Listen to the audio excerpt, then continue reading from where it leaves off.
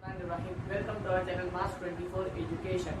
जैसे कि इससे पहले के वीडियो में हमने क्या सीखा था, कसरों की जमा सीखा था। क्या सीखा था? कसरों की जमा। अब इसमें क्या देखने जा रहे हैं हम? कसरों की तफरीक। क्या?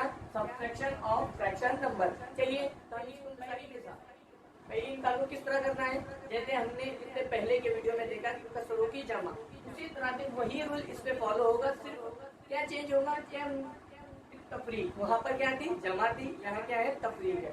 चलिए इसको हम शुरू करते हैं। कैसा करेंगे? इसका शुमार बुनिंदा और इसका नसब नुमा, यानी इनकी तिरछी ज़र्ब करेंगे। क्या करेंगे? तिरछी ज़र्ब करेंगे। यानी पहले इसका शुमार बुनिंदा और इसका नसब नुमा।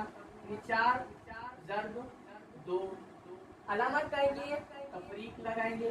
अब इसका शुमार बुनिंदा और इसका नसब नुमा, ये 2 ज़र्ब 3 अपॉन की अलामत लगाएंगे, बटे की। अब नीचे वाले नसब नुमा का ज़र्ब होगा। क्या होगा? 3 दूनी 6।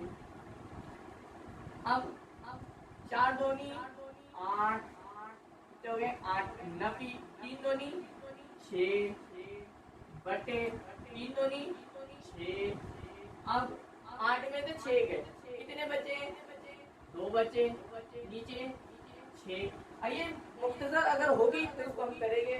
2 एका 2, 2 तिया 6। तो जवाब क्या होगा फिर हमारा? 1/3। दूसरी मिसाल क्या है? 5/3 नफी 3/2। अब इसको कैसा करेंगे? जैसे मैंने ये मिसाल आपको बताया उसी तरह की मिसाल हल होगी। क्या होगी? इसका शुमार बुनिंदा और इसका नसब नुमा में ज़र्ब होगा। 5 ज़र्ब 2 अलामत दाई की है दोनों के दरमियान, तफरीक की है। इसका 3 ज़र्ब 3 बटे 3 दूनी नीचे के नसब नुमा का नसब नुमा से ज़र्ब। अब क्या हुआ फिर? 5 दूनी ये हो गए 10, 3 तिया ये हो गए 9, 3 दूनी ये हो गए 6। अब क्या जवाब हुआ फिर हमारा? 10 में से 9 गए, कितने बचे? 1 और 6 के 6। ये मुख्तसर ये आखिरी स्टेप से हमारी, तो ये जवाब हुआ 1/6। तीसरी मिसाल क्या है? 9/4 नफी 2/3। शुमार कुनिंदा नसब नुमा का ज़र्ब होगा, यानी 9 ज़र्ब 3 अलामत तफरीक की लगाई जाएंगी। 4 दूनी यानी 4 ज़र्ब 2। अब नीचे नसब नुमा वाले का नसब नुमा से ज़र्ब होगा। 9 तिया 27, 9 तिया 27 नफी 4 दूनी 8, नीचे 4 तिया 12। अब 27 में से 8 गए, बचे कितने? 19 बटे 12।